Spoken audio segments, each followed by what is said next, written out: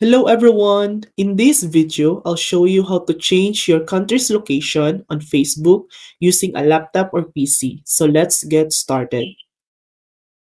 First, make sure you have a Facebook account or log in if you haven't already. Click on Profile Picture in the top right corner. Select Settings and Privacy, then click Settings. Scroll down and select Language and Region. Look for the Region Format section. Click Edit on the right side. In the search bar, you can type your desired country or scroll down manually.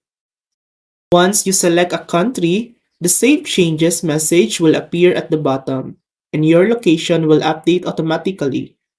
So, that's how you change your Facebook country location in a laptop or PC. If this video helped you, please like and subscribe for more helpful tutorials.